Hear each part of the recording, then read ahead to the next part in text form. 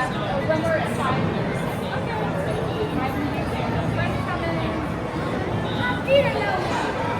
Yeah, what happens is when the water goes out of it, it loosens the seal just a tiny bit.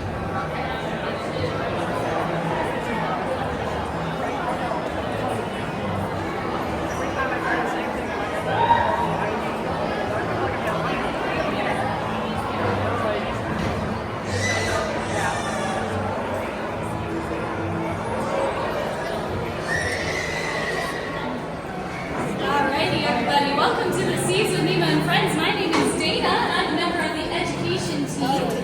Once again, if you can't hear my voice, but you cannot currently see me, I am right down here in front of this big old empty tube. You can watch from down here on the bottom level, you can watch from the top level, but we are about to do something very fun because I am joined by our wonderful Disney diver, Drew. Give him a round of applause.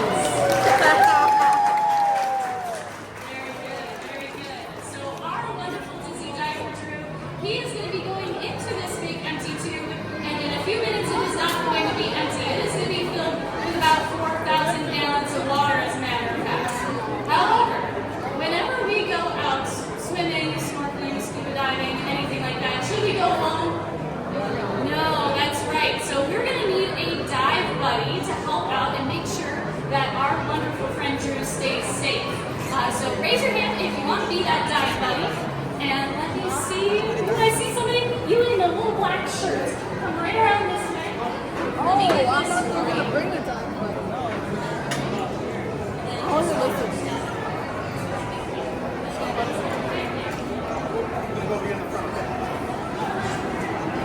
Alrighty. Alright, my friend. What is your name? Hunter? Awesome. And Hunter, where are you visiting from? Indiana. Alrighty, let's give it up for Hunter. Alrighty, Hunter. So you are going to be our dive buddy for today, okay? So what we're going to do is we're going to make sure that Drew stays okay and that he stays safe while he's going around and in there, alright?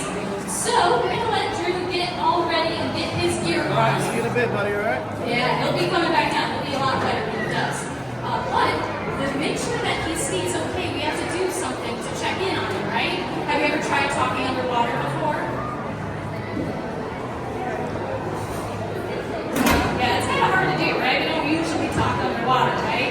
So instead, the way that we're going to make sure that Drew stays okay is we're going to use our hands. And we're going to use a bunch of different hand signals, okay? So I'm going to have you come right up over here, just so that way he can see you. It's being all silly there. He can see you, and this is our okay sign, okay? So we're going to kind of put our forefinger and our thumb together, and we're going to make those three right there. Alrighty, so Drew is okay. We just checked in with him. And now what we're going to do is we're going to fill this up with water, right? So I'm going to have you come on over here to this big old panel. And you see this green button right here? We're going to have you press that green button. And go. See how it lights up? Awesome, you're good. So we're going to come back right over here. And do you see that? Do you see the water coming in? Awesome. So now that water is going to come in, and it's going to fill up to the top of this 27-foot chamber. Now this is going to take a couple of minutes, but that's because lockout chambers are very important. If you've ever seen like a space station or a submarine, usually lockout chambers are very common because it helps somebody get from one environment to another. Usually these environments are very, very different. So this lockout chamber is going to help them go from a very dry environment to a very, very wet one. And you can see showing off with some of the bubble rings there too. Now, has anybody here ever gone scuba diving before? Anybody in the audience? A couple of us here and there? Awesome. Even if you haven't gone scuba diving before, scuba diving is not only a really fun sport and really great hobby, but a lot of divers can use that scuba diving for science. So you might see our dive team members in our main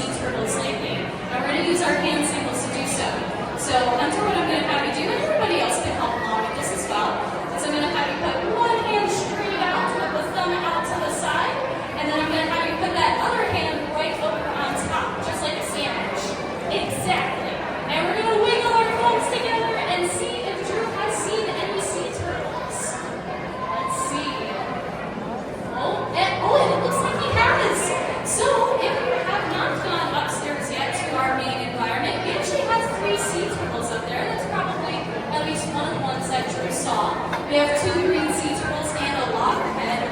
But if you look up there, you can see Drew found something else. What's that thing that Drew's holding right there? That's right, it's a plastic bag. And this is not what we want to see out in the ocean.